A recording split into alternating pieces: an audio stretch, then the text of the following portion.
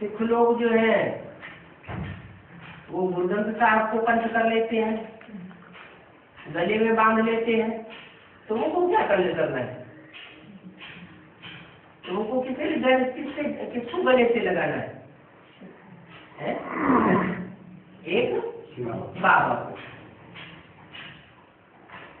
कैसे लगावेंगे? बाबा को गले कैसे लगावेंगे? याद। क्या याद करेंगे? कंठ में क्या याद करेंगे?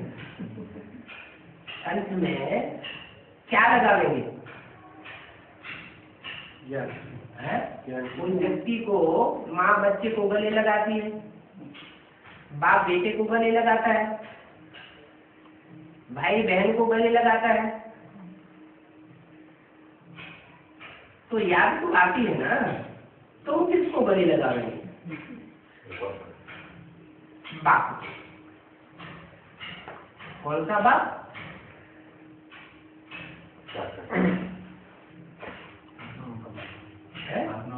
आत्माओं के बाप को गले लगावेंगे।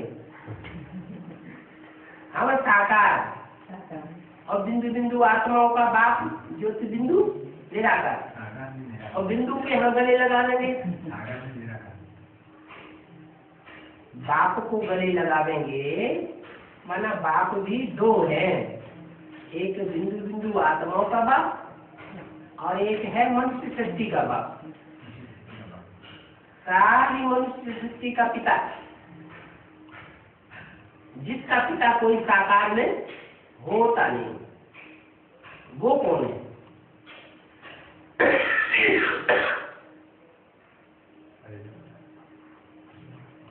शिव बाप आते हैं तो परिचय देते हैं कि तुम बिंदु बिंदु आत्माएं हो, मैं तुम बिंदु बिंदु आत्माओं का बाप हूँ। लेकिन परिचय कैसे देते हैं? बिंदु तो निराकार है, सुप्रीम सोल ज्योति बिंदु का ही नाम शिव है। उनको अपना मुख तो है नहीं, और जन्म मरण के चक्कर में तो आते नहीं। तब जब जन्म मरण के चक्कर में ही नहीं आते, गर्भ से जन्म ही नहीं लेते, तो आकर के कैसे परिचय देंगे? कहते हैं, शास्त्रों में लिखा हुआ है कि ब्रह्मा के मुख से वेद निकले।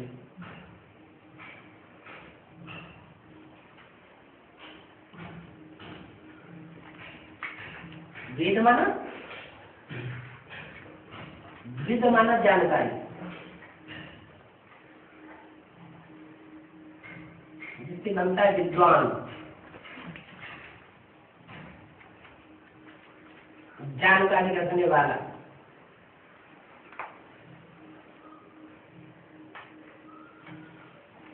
विद्वता कहीं की विद्वता, आत्मा की विद्वता, परमात्मा की विद्वता, चक्र की विद्वता, सारी दुनिया का सारा ज्ञान उसमें भरा हुआ है। उससे ज्यादा विद्वान कोई नहीं हो सकता। वो सुप्रीम सोल शिव है जो वेदों की भाषा सुनाता है। शास्त्रों में कहते हैं पुराने से पुराने शास्त्र है वेद। वेद निकले ब्रह्मा के मुख से,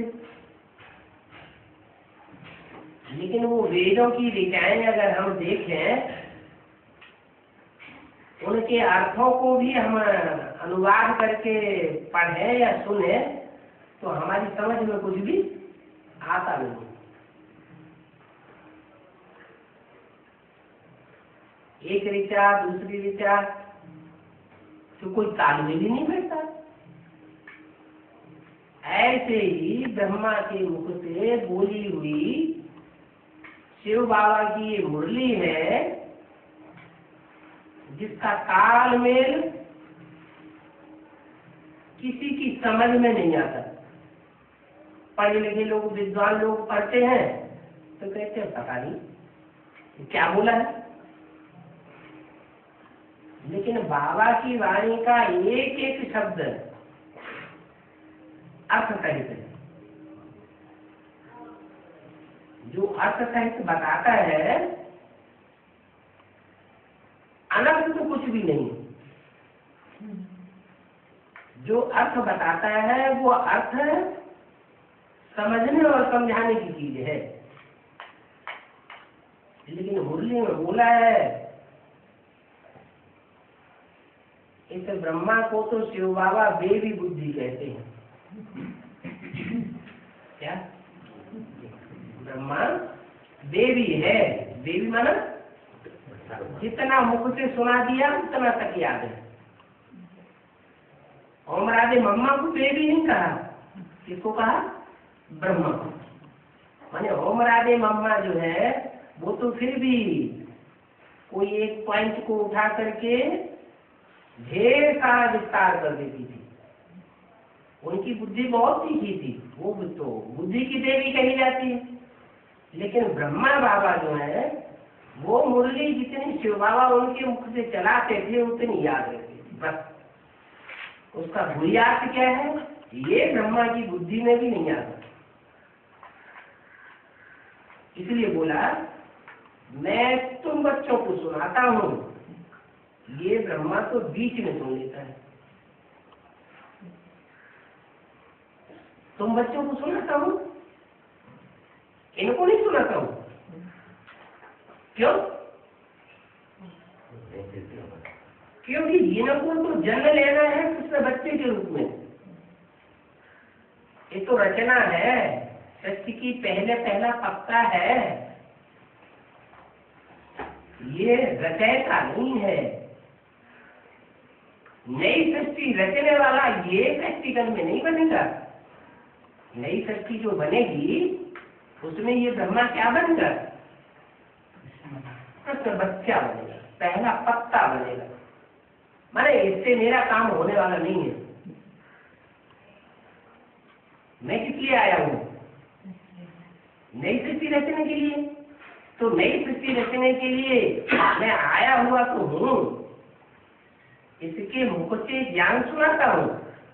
लेकिन जो भी ज्ञान सुनाता हूँ वो ये नहीं गहराई से समझता, ये बेबी बुद्धि है। फिर किसके द्वारा ये कार्य होना है? नई सृष्टि की रचना का कार्य करने के लिए साकार तो चाहिए। और जो भी नई सृष्टि की रचना करने वाले साकार हैं उनमें कोई तो मुख्य होगा। राधा कृष्ण तो रचना है नई सृष्टि की। उस रचना को जन्म देने वाले जो रचयिता हैं वो ज्यादा पावरफुल होंगे या रचना ज्यादा पावरफुल होगी? रचयिता ज्यादा पावरफुल होता है। तो वो रचयिता है बाप। वो सृष्टि रूपी वृक्ष का जो पहला पत्ता है उसका भी बाप, वही मनुष्य सृष्टि का पिता है। वो बीज है मनुष्य सृष्टि का।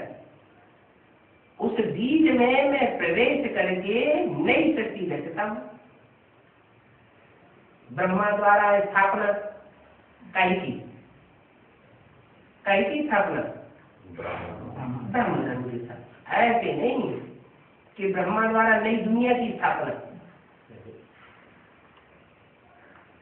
हाँ, ब्रह्मा जो है वो शरीर छोड़ने के बाद सूक्ष्म बतनवासी बनता है और प्रजाति का ब्रह्मा कभी सूक्ष्म बतनवासी नहीं बनता। वो प्रजा के साथ ही रहेगा।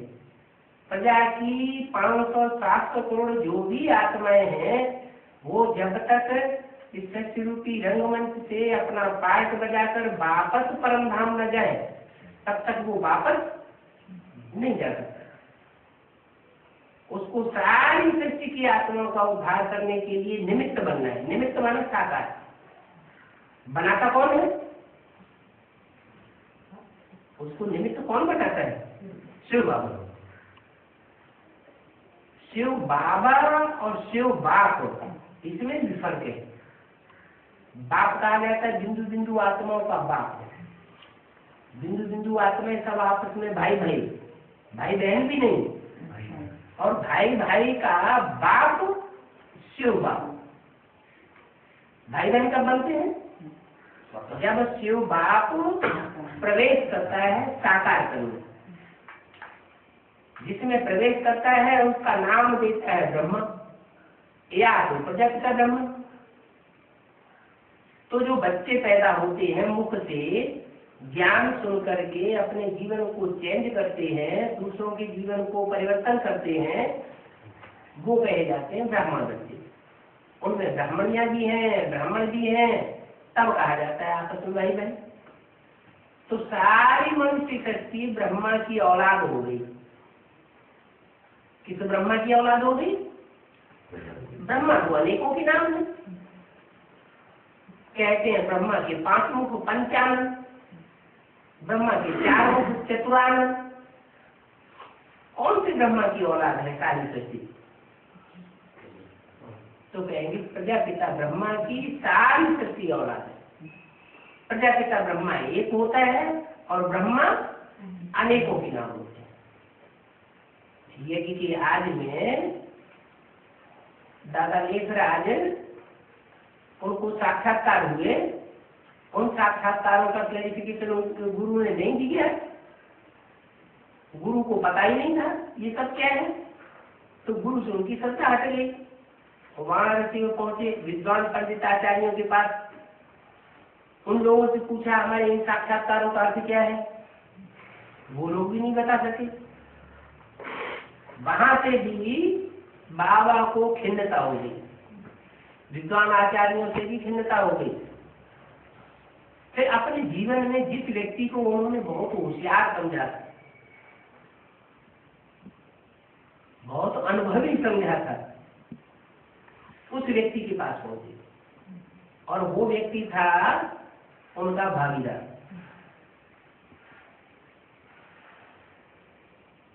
दुकान में आधे का हिस्सेदार था। पहले नौकर था, बाद में उसको आधे का हकदार बना दिया कि दुकान हमारी, पैसा हमारा और मेहनत सारी तुम्हारी, होशियारी सारी तुम्हारी। जो भी बचेगा आधा आधा करे तो भागीदार हुआ। भागीदार माने मेहनत उनकी और पैसा ब्रह्मा बाबा। तो भागीदार को उन्होंने अपने जीवन में सबसे श्रेष्ठ, इस दुनिया का सबसे ज्यादा समझदार व्यक्ति समझा। और वहां पहुंचे कलकत्ते की गद्दी में। कलकत्ते की गद्दी में जाकर के उनसे वो क्लैरिफिकेशन सामने रख दिए। लेकिन वो जो क्लैरिफिकेशन है वो परमात्मा से भी प्रवेश करके दे सकता है।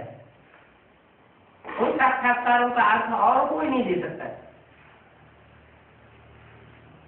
दादा लेखराज ने जिस माता को निमित्त बनाया ये सब साक्षात्कार सुनाने के लिए,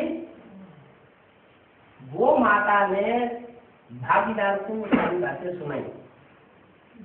भागीदार ने सुना,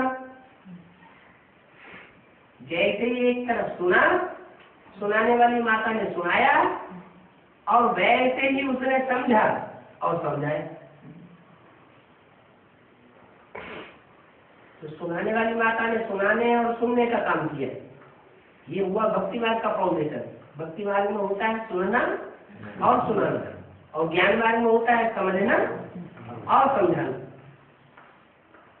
तो उस व्यक्ति के द्वारा जो उन साक्षात्कारों का रहस्य समझाया गया, जो दादा लेखराज ब्रह्मा को हुए थे, सफेद कोष का साक्षात्कार माना। दादा लेखराज ब्रह्मा को सफेद कोष ब्रह्मा के रूप में यहाँ कार्य करना है, और वैकुंठ का साक्षात्कार, जहाँ राधा कृष्ण खेल रहे हैं। तो सफेद कोट के साक्षात्कार के साथ ही साथ जब ये साक्षात्कार हुआ कि राधा कृष्ण वैकुंठ में खेल रहे हैं, तो वो बुद्धि में बैठाया गया कि तुमको इस रूप में अभी जन्म लेना है, नहीं सकती। अब बाबा को तो प्रैक्टिकल में साक्षात्कार हुए थे, उनको ये निश्चय बैठ गया, विश्वास बैठ गया। विष्णु का साक्षात्कार हुआ, वो भी बुद्धि में बैठ गया। विनाश का साक्षात्कार हुआ, वो भी बुद्धि में बैठा कि अब ये दुनिया जाने वाली है, नई दुनिया आने वाली है, पुरानी दुनिया जाने वाली है, मुझे अब नई दुनिया में जाकर के कृष्ण के रूप में जन्म लेना। उनको पक्का हो गया। बाबा को वैराग आया, कलकत्ते की गद्दी छोड़ करके और फिर हैदराबाद में आकर के सत्संग करने लगे। जिन जिन आत्माओं को दृष्टि देते थे वो साक्षात्कार में चली जाती थी, ध्यान में चली जाती थी। ध्यान में जाकर के देखती थी सफेद पोष और फिर देखती थी कृष्ण। तो सबको बुद्धि में ये समझ में आ जाता था ये दादा लेकर आज कृष्ण के रूप में जन्म लेने वाले हैं और ब्रह्मा के रूप में ये अभी कार्य कर रहे हैं। सिंध हैदराबाद की आबादी उस समय 9 लाख थी। 9 लाख आत्माओं ने उस समय ये संदेश ले लिया कि नई दुनिया आने वाली है, पुरानी दुनिया जाने वाली है और अभी कृष्ण का संसार आने वाला है। वो 9 लाख आत्माएं कोई दूसरी नहीं है, वही सृष्टि की आने वाली आत्माएं हैं जो 9 लाख सितारे संसार की गाए जाते हैं। वो सितारे हैं आसमान के जड़ सितारे और ये सितारे हैं सृष्टि की आज में जो पाठ बजाने वाली विशेष आत्माएं हैं, वो चैतन्य सितारे। यज्ञ की आज की वो आत्माएं आज तक यज्ञ में आ रही है।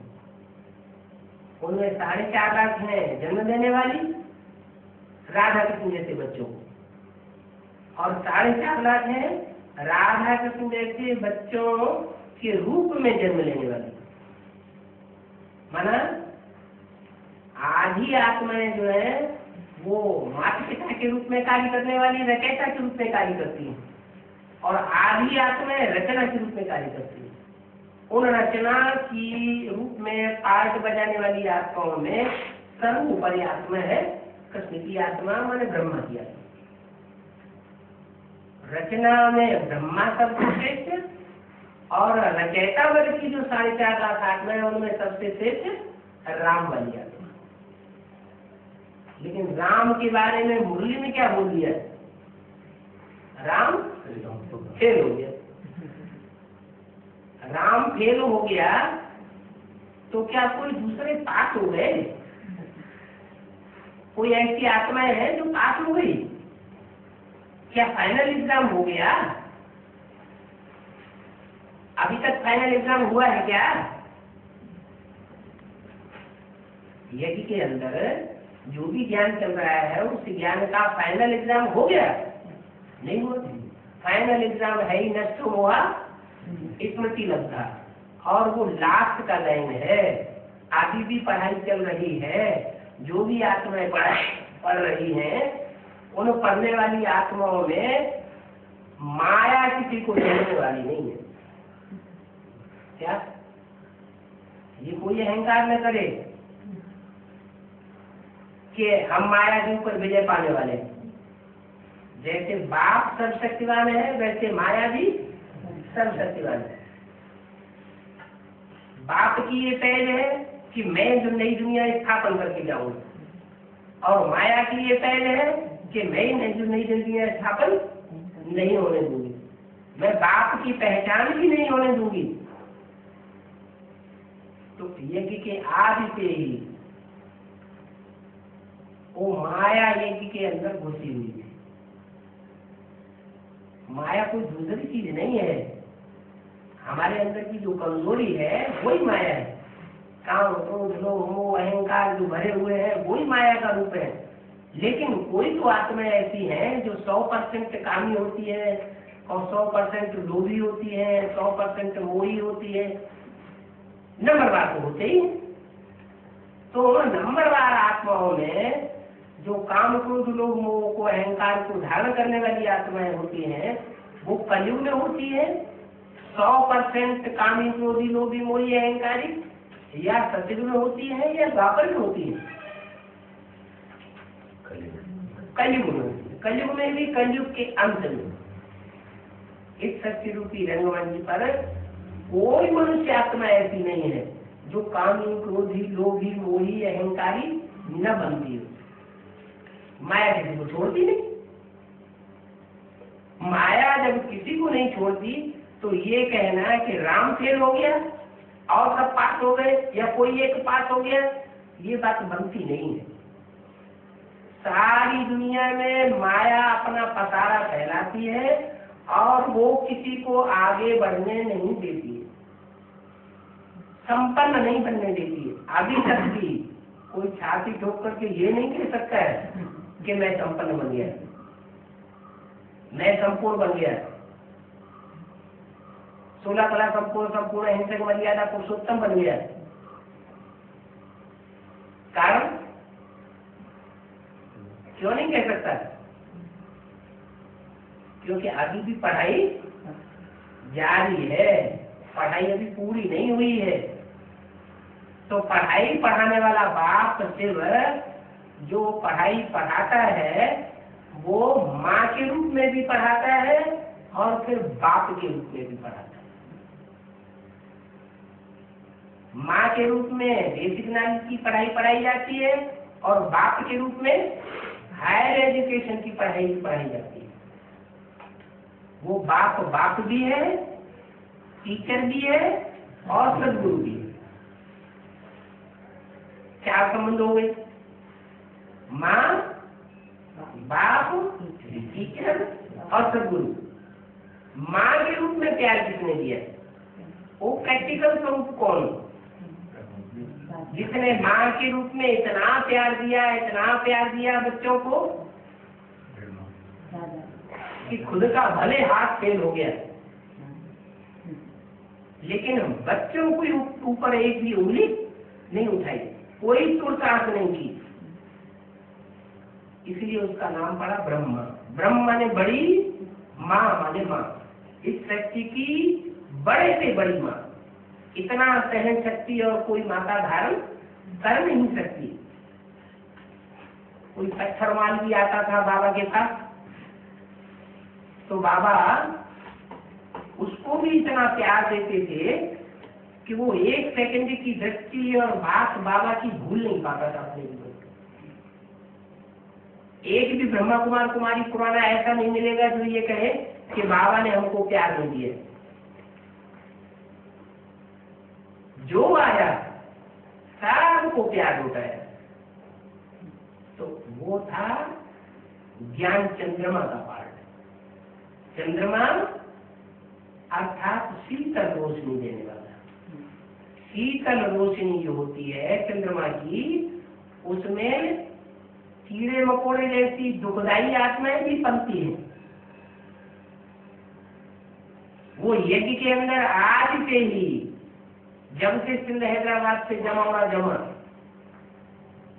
सब धर्मों की आत्माएं इकट्ठी होकर के सिंध हैदराबाद में पहुंच गई और सामने आकर के ब्रह्मा से अपना पालना का जो बरता है वो ले लिया।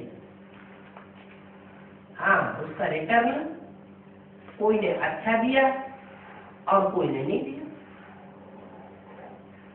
ये तो हमें सबको मालूम है कि द्वापर युग से जब से इब्राहिम बुद्ध क्राइस्ट आते हैं, हिंदू धर्म की आत्माएं ही दूसरे धर्मों में कन्वर्ट होती रही। हिंदू कभी कन्वर्ट होकर के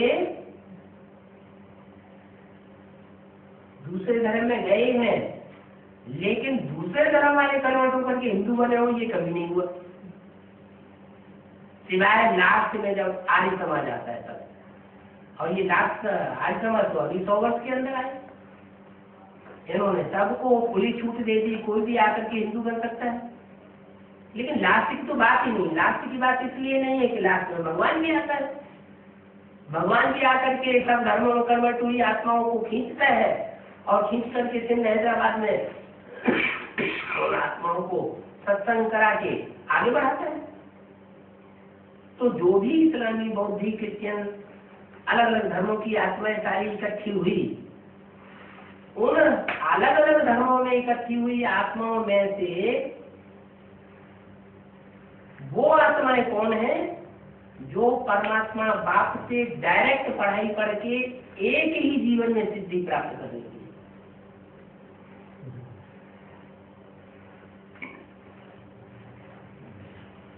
सृष्टि की आदि में सूर्यवंशी, त्रेता में चंद्रवंशी, द्वापर में वैश्यवंशी, वैश्यवंशियों में द्वितीयक आए, इस्लामी, बौद्धिक, क्रिश्चियन आदि आए।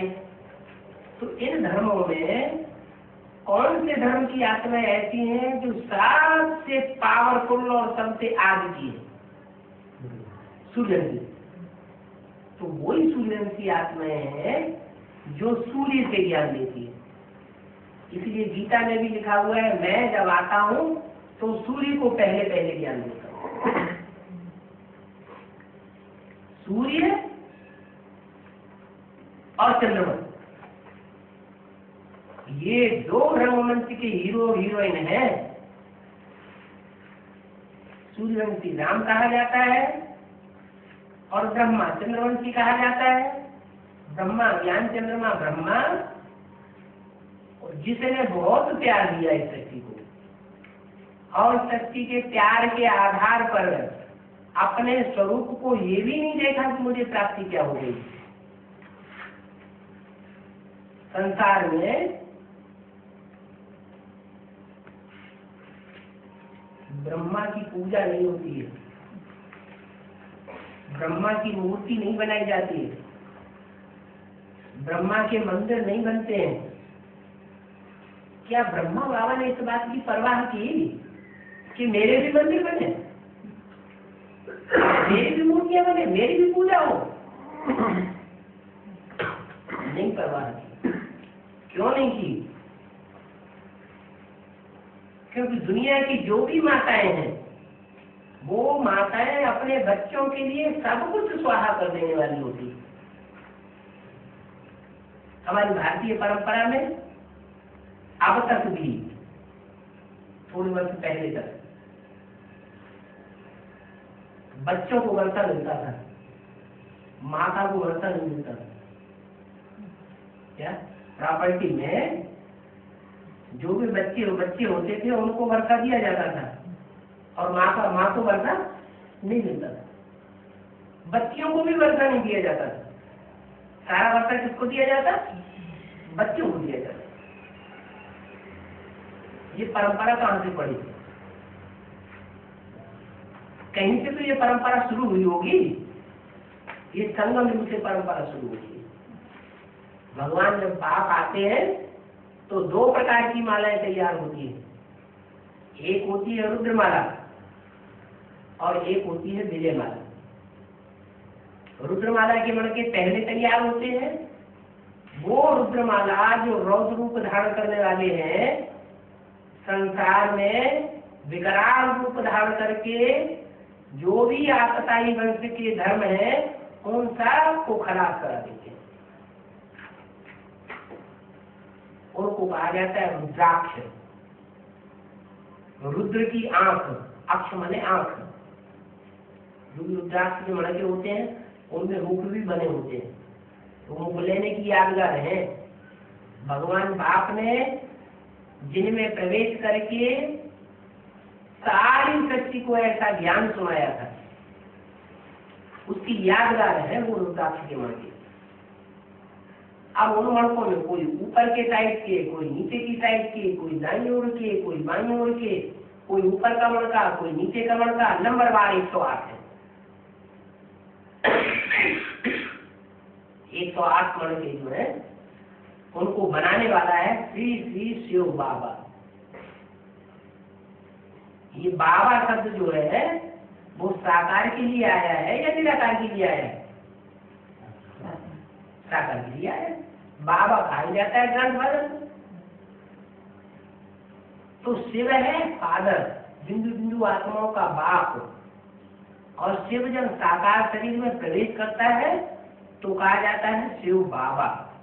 वो शिव बाबा आकर के माला तैयार करता है। किस स्वरूप के द्वारा? कौन से स्वरूप के द्वारा माला तैयार करता है? ब्रह्मा के द्वारा माला तैयार करता है या प्रजापिता के द्वारा माला तैयार करता है? एक है ब्रह्मा जो शरीर होने के बाद सूक्ष्म मतवासी बनता है। एक है प्रजापिता ब्रह्मा जो यज्ञ के आदि में भी था, निमित्त बना ब्रह्मा बाबा के साक्षात्कार को क्लैरिफिकेशन देने के लिए, ज्ञान का बीजारोपण करने के लिए। उसके द्वारा ज्ञान का बीजारोपण किया गया ब्रह्मा बाबा के साक्षात्कारों का। तो वही यज्ञ की आत्मा जो आज में थी राम वाली, जिसके लिए मुरली में कहा राम फेल हो गया, माना यज्ञ से चला गया। फेल हो गया माना कोई कारण बना होगा। क्या कारण बना? यज्ञ के आज में इतना ज्ञान नहीं था, भक्ति मार्ग का फाउंडेशन था उस समय। जो पुरानी संस्कृत की गीता है उसके अर्थ बैठ करके समझाते थे। ओम ओम ओम की ध्वनि लगाते थे।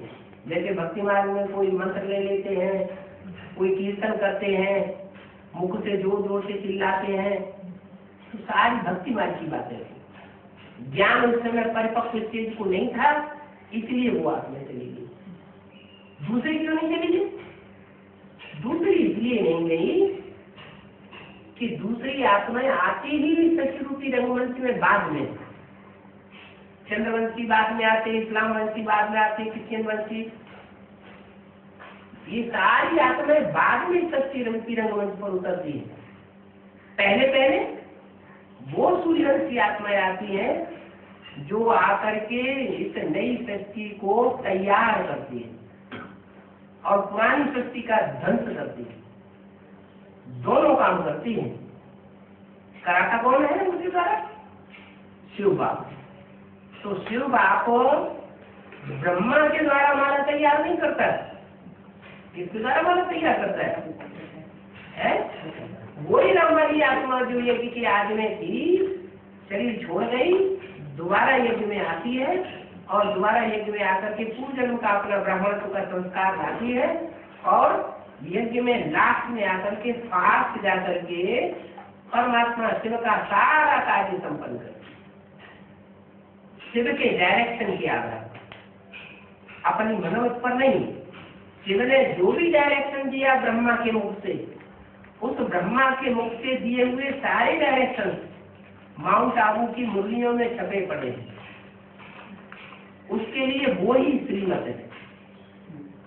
क्या उसके लिए श्रीमत क्या है?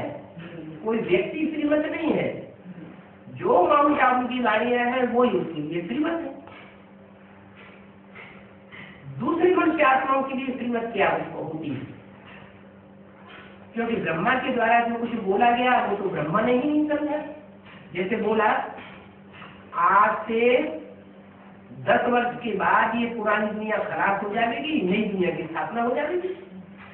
जो ब्रह्मा बाबा के द्वारा साक्षात्कार के चित्र तैयार किए गए हैं, यहाँ नहीं, हाँ जी, इसमें नीचे लिखा हुआ है आने वाले 10 वर्षों में भारत से भ्रष्टाचार विकारों का अंत होने वाला है। ये 66 में ये चित्र तैयार हुआ था।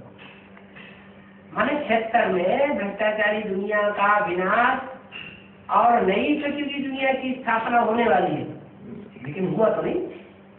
76 में नई दुनिया आई और न पुरानी दुनिया का ध्वंस हुआ। क्या मतलब था? वो रहस्य को ब्रह्मा बाबा की सोच नहीं समझ सकी। अगर समझा होता तो मेमोरेंडम छपा करके राष्ट्रपति को न दिया होता, अखबारों में ये संदेश न छपाया होता, ये चित्र में ये बात न लिखी होती, क्योंकि समझी नहीं तो लिखने का कोई मतलब ही नहीं। इसका रहस्य असली तब खुला जब 76 में वो राम की आत्मा जो है वो एडवांस ज्ञान दे करने के लिए निमित्त बन जाती है। वो परमात्मा से उसमें प्रवेश करते हैं। वो तीसरे नेत्र के रूप में संसार में वो चित्र दिखाया जाता है। तीसरा नेत्र कौन से देवता को दिखाया जाता है? एक ही देवता है जिसको तीसरा नेत्र दिखाया जाता है, उसे त्रिनेत्री कहते हैं। उस तीसरे नेत्र का नाम क्या है? शिव नेत्र। क्या? शिव नेत्र। वो शिव नेत्र खुलता है। खुलता है तो मतलब क्या हुआ? पहले बंद था क्या? जरूर पहले बंद होता है, बाद में खुलता है। जब खुलता है तो पुरानी दुनिया का विनाश होता है। कहते हैं शंकर ने तीसरा नेत्र खोला तो दुनिया का विनाश होगा। लेकिन कोई भी चीज का विनाश होगा तो पहले सूक्ष्म में होगा या पहले विस्तार में हो जाएगा? हर काम दुनिया का पहले सूक्ष्म होता है। मकान बनेगा पहले दिमाग में नक्शा आएगा, फिर कागज का नक्शा खींचा जाएगा, फिर बड़े रूप में मकान बनेगा। ऐसे थोड़ी एकदम सीधा सीधा सीधा नई दुनिया तैयार हो जाती है। तो ऐसे ही संक्षेत्र के लिए जो बात बाबा ने बोली थी वो सूक्ष्म बात थी कि नई दुनिया का नक्शा जो है वो कोई की बुद्धि में आ जाता है। वो राम वाली आत्मा जैसे ही ब्रह्मा का शरीर छूटता है उसी वर्ष ज्ञान में आ जाती है। ज्ञान में आने के बाद उसको उस ज्ञान को समझने में, मंथन करने में, चिंतन करने में 8 साल का टाइम लगता है। इसलिए शास्त्रों में लिखा हुआ है कि भागीरथ ने तपस्या की तो गंगा ऊपर से नीचे आई तो गंगा, लेकिन कहाँ अटक गई? शंकर की जटाओं में। तो ये शंकर की जटाएं कोई बालों की बात नहीं है, ये तो मस्तिष्क की बात है। उस मस्तिष्क में वो ज्ञान सारा अटका रहा। किसी की बुद्धि में नहीं आया कि एडवांस ज्ञान क्या होता है। फिर दोबारा तपस्या की भागीरथ ने, उसके बाद वो गंगा बाहर आती। तो वो बुद्धि के अंदर जो ज्ञान समाया हुआ था सन 68 से लेकर के 76 तक, वो सारा बाहर आ गया। सन 76 से जब वो सारा ज्ञान बाहर आया तो बात समझ में आई ब्रह्मा कुमार कुमारियों की। जिनकी समझ में आई वो एडवांस पार्टी कहेंगे। एडवांस पार्टी एडवांस में जाने वाली होती है। एडवांस किस बात में? ज्ञान में एडवांस, याद में एडवांस, धारण में एडवांस और ईश्वरीय सेवा में भी एडवांस। ये चारों ही सब्जेक्ट में जो एडवांस जाते हैं उनका नाम पड़ता है एडवांस पार्टी। वो एडवांस पार्टी को तैयार करने वाला वही परम पिता परमात्मा शिव, जिन्होंने मुरली में ब्रह्मा के द्वारा ये वाक्य बोले हैं कि आगे चल के तुम बच्चों का क्लास ट्रांसफर होगा। तो क्लास जब ट्रांसफर होता है तो स्थान भी बदल जाता है और टीचर भी बदल जाता है। जो भी एडवांस पार्टी में आते जा रहे हैं सन 76 से, उनके टीचर भी बदल रहे हैं, उनका स्थान भी बदलता जाता है। एडवांस पार्टी में आने वाली आत्माएं मुक्ति भर आत्माएं होती हैं, थोड़ी सी। वो डायरेक्ट बाप से पढ़ाई पड़ती है। क्या? किसी देहधारी गुरु से पढ़ाई नहीं पड़ती। किससे पढ़ती है? डायरेक्ट परम पिता परमात्मा शिव शंकर में प्रवेश करके सारी पढ़ाई पढ़ाता है। इसलिए संसार में शिव शंकर को मिला के एक कर दिया गया, क्योंकि शिव बाप है आत्माओं का। बाप आएगा तो बच्चों को आप समान बनाएगा या नहीं बनाएगा? आप समान बनने वाले बच्चों में कोई तो 100% होगा जो बाप समान बनेगा। निराकारी, निर्विकारी, निरहंकारी। तो जो बच्चा ऐसा पुरुषार्थ करके निराकारी स्थिति धारण करता है, निर्विकारी स्थिति धारण करता है, उसका नाम संसार में शंकर के रूप में विख्यात हो जाता है। शंकर नाम क्यों विख्यात होता है? शंकर माना मिक्स। तीन आत्माएं एक ही शरीर में मिक्स होकर के पार्ट में जाती है। एक तो राम वाली आत्मा जिसका शरीर है, दूसरा शिव की सोल जो तीसरे नेत्र के रूप में कार्य करती है, और तीसरा चंद्रमा, ज्ञान चंद्रमा ब्रह्मा जिन्होंने 68 में शरीर छोड़ा, वो आत्मा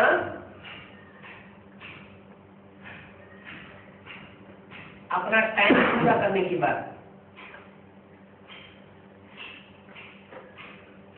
प्रवेश कर जाती है। किस लिए प्रवेश करती है? पढ़ाई पूरी करने के लिए, एडवांस ज्ञान लेने के लिए।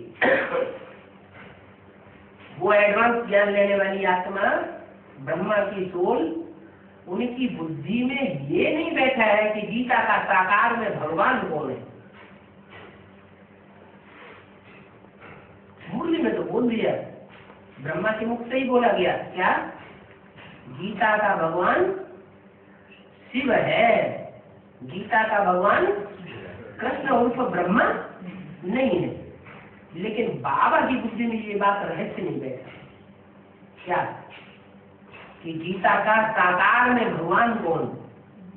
गीता ज्ञान दाता है, गीतापति भगवान है, तो गीतापति भगवान साकार होगा या निराकार होगा? गीता माता साकार होगी या निराकार होगी? ये आज में जो माता थी निमित्त, जिसके लिए मुरली में आया है, ऐसी ऐसी बच्चियां थी जो मम्मा बाबा को डायरेक्शन देती थी, ड्रिल कराती थी, टीचर बनकर के बैठती थी, वो बच्चियां आज यज्ञ में है नहीं। यज्ञ की आज नहीं चली, छोड़ करके चली गई थी। वो ही बच्चियां दोबारा फिर यज्ञ में आती, दोबारा यज्ञ में आती है, तो उनमें से एक तीखा बजा तीखा पार्ट बजाती है। तीखा पार्ट बजाने के कारण वो विजयमाला की हेड बनती है, और एक तीखा पार्ट बजाती है तो रुद्रमाला की मुखिया बनती है। दो माताएं थी, दोनों माताएं कहीं छोड़ने के बाद दोबारा यज्ञ में आती है, तो दोनों ही विशेष नृत्य बनती है। एक विजयमाला की मुख्य और एक रुद्रमाला की मुख्य। रुद्रमाला की जो मुख्य बनती है उसका नाम पड़ता है जगदम्बा, सारे जगत की अम्बा। क्या मुरली में भी बोला है, वास्तव में ये ब्रह्मा तुम्हारी जगदम्बा है, ये ब्रह्मा तुम्हारी जगदम्बा है, परंतु तन पुरुष का है। इसलिए माताओं के चार्ज में सरस्वती ओम राधे को रखा गया। तन पुरुष का है कि कन्या माताओं को संभाल कर नहीं सकता, तो कन्या माताओं को संभाल करने के लिए किसको निमित्त बनाया उसने? ओम राधे सरस्वती को निमित्त बनाया। अब वही ब्रह्मा जिसकी पूजा नहीं होती है और पुरुषार्थ इतना बड़ा किया, विशाल पुरुषार्थ किया, तो आखिर संसार में उसकी किस रूप में पूजा होती है? वही ब्रह्मा शरीर छोड़ने के बाद एडवांस पार्टी उस माता में प्रवेश करता है और जगदम्बा के रूप में संसार में प्रत्यक्ष होता है। जगदम्बा और भारत माता, दो माताएं हो गई। आज भी दुनिया में बड़े बड़े प्रोग्राम रखते हैं और उसमें मिस इंडिया, मिस वर्ल्ड ये टाइटल देते हैं और उनको इनाम देते हैं। ये कहाँ की याद है? भगवान जब इस सृष्टि पर आते हैं तो दो विशेष माताओं को सुनते हैं।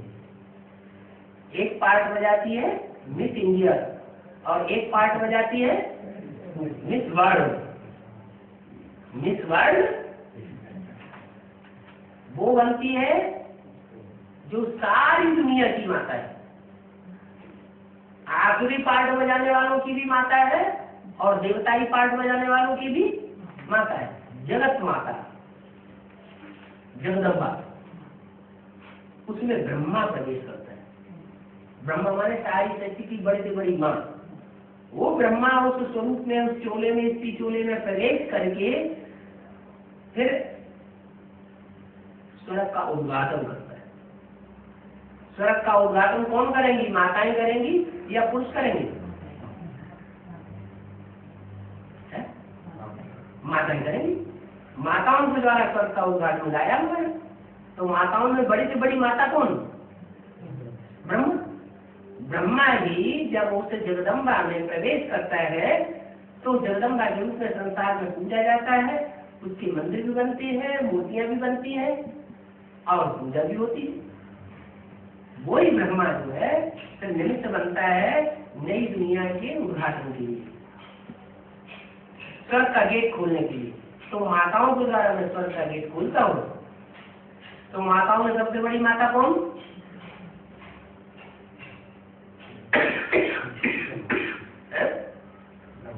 ब्रह्मा। ब्रह्मा की सोल ही कोई कन्या माता में प्रवेश करके जगदम्बा का पाठ कर जाती है। वही जगदम्बा निमित्त बनती है स्वर्ग का गेट खोलने। नहीं तो ये बात की झूठा हो जाता है कि ब्रह्मा के द्वारा नई दुनिया की स्थापना कैसे? ब्रह्मा तो ने शरीर छोड़ दिया, नई दुनिया की स्थापना कब होगी? शरीर छोड़ दिया तो नई दुनिया की स्थापना तो हुई नहीं, लेकिन होती है। ब्रह्मा की सोल ही निमित्त बनती है कोई चोले में प्रवेश करके, और ब्रह्मा की सोल तब निमित्त बनती है जब उनकी बुद्धि में ये बैठ जाता है कि गीता का साकार में भगवान कौन है। गीता माता तो है साकार में ब्रह्मा। गीता किसके द्वारा आई? गीता ज्ञान किसके द्वारा आया? अरे गीता ज्ञान जो भी आया वो किसके द्वारा आया? देने वाला तो शिव है, लेकिन किसके द्वारा दिया? ब्रह्मा के द्वारा दिया। लेकिन गीता को ये क्यों कह दिया कि ये गीता ज्ञान अमृत नहीं कहेंगे? ये गीता ज्ञान तो है, लेकिन इसको गीता ज्ञान अमृत नहीं कहेंगे।